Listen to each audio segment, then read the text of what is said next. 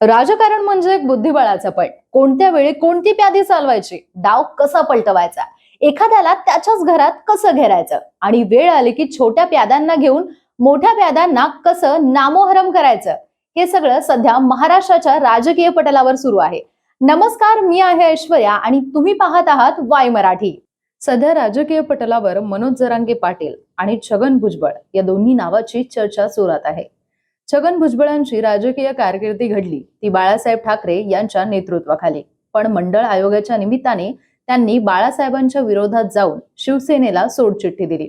आक्रमक स्वभाव, सडेतोड मत व्यक्त करणे, विरोधकांची मिमिक्री करणे ही त्यांची खास शैली. मुंबईत रिडल्स इन हिंदुनिझम वाद सुरू झाला आणि यामध्ये आंबेडकरवादी नेत्यांनी हुतात्मा स्मारकापर्यंत मोर्चा काढला होता. तेव्हा हे स्मारक गोमूत्राने पवित्र करायचं काम भुजबळांनी केलं. तेलगी स्टॅम्प प्रकरण भुजबळांना चांगलंच महागात पडलं. जवळपास 4 वर्ष त्यांना तुरुंगात राहावं लागलं.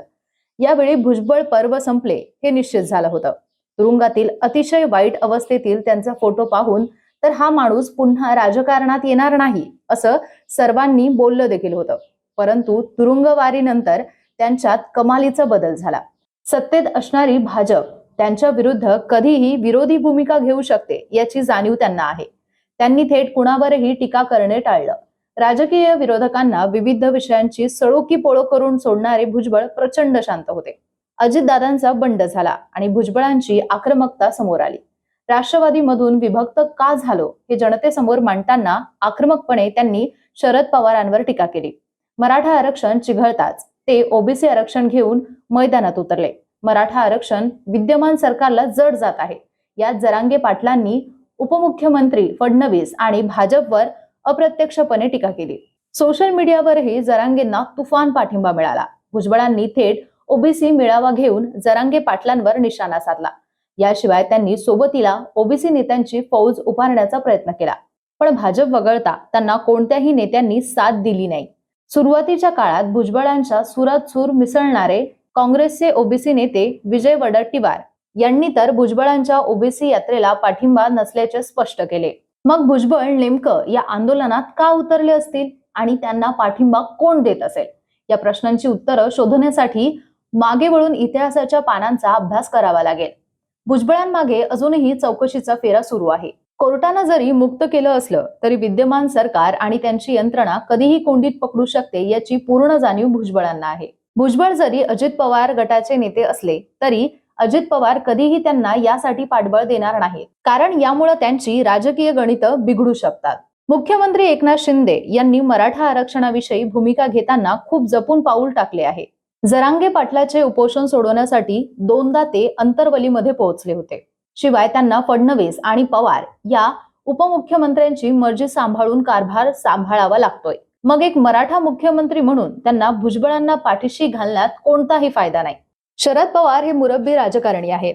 ज्यावेळी जरांगे पाटील यांनी उपोषण केले त्यावेळी ते सर्व दौरे सोडून जरांगे पाटील यांना पाठिंबा देण्यासाठी थेट अंतरवली सराटीमध्ये गेले. यावेळी जरांगे आणि पवार भेटीच्या टायमिंगची चर्चा झाली. भुजबळांनी राष्ट्रवादीत फूट पाडण्यात अजित पवार यांना केलेली मदत सर्वांना माहिती आहे. त्यामुळे त्यांना आंदोलनात मोठं करायची रिस्क पवार घेणार नाही हे नक्की. मग आता प्रश्न येतो भाजप आणि उपमुख्यमंत्री देवेंद्र फडणवीस यांचा. ऑगस्ट 2023 पासून मराठा आरक्षण हा प्रश्न महाराष्ट्रात मोठ्या प्रमाणात धगधगत आहे. मराठ्यांना आरक्षण प्रश्नी तोडगा काढला नाही तर याचा फटका भाजपाला नक्की बसणार याची जाणीव फडणवीसांना आहे.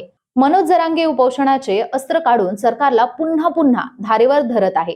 मनोज जरांगेंच्या आंदोलनाची हवा काढून टाकायची असेल तर त्याच ताकदीने दुसरा विरोधक तयार करणे ही एक स्ट्रॅटेजी असू शकते. कदाचित भुजबळ या स्ट्रॅटेजीचा चेहरा असू शकतात.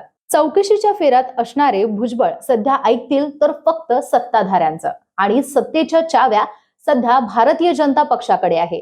शाहू फुलेंचा वारसा पुढे करणाऱ्या भुजबळांना भाजप सोबत गेल्यानंतर वैचारिक अडचणी निर्माण झाल्या होत्या.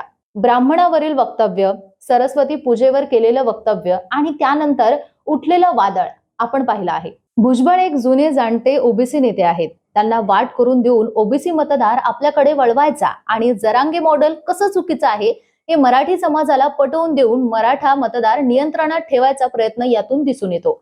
कारण भुजबळांच्या भूमिकेवर सत्ताधारी आमदार मंत्री काहीच बोलायला तयार नाहीये. ठाणे येथे झालेल्या सभेत जरांगे पाटील म्हणाले, हे सरकार आमच्यावरच गुन्हे ठोकत आहे. दुसरीकडे छगन भुजबळ जातीय तेढ निर्माण होणारी वक्तव्य करत आहेत. यांच्यावर कोणतीही कारवाई होत नाही, मात्र आमच्या सभेच्या आयोजकांवर गुन्हे दाखल केले जातात. याचा अर्थ मुख्यमंत्री आणि दोन्ही उपमुख्यमंत्र्यांनी छगन भुजबळ यांना पुढे घातलंय असा घ्यायचा का? सरकार छगन भुजबळांना पाठबळ देत आहे का? या माध्यमातून सरकारला जातीय दंगली भडकवायच्या आहेत का, असा थेट सवाल मनोज जरांगे पाटील यांनी विचारला. छगन भुजबळ हुशार आणि अभ्यासू नेते आहेत. बाळासाहेब ठाकरे आणि शरद पवार यांच्या तालमीत तयार झालेले मुरब्बी राजकारण त्यांच्यात भिनले आहे. त्यांना महाराष्ट्रातील जातीय समीकरणांची जाण आहे.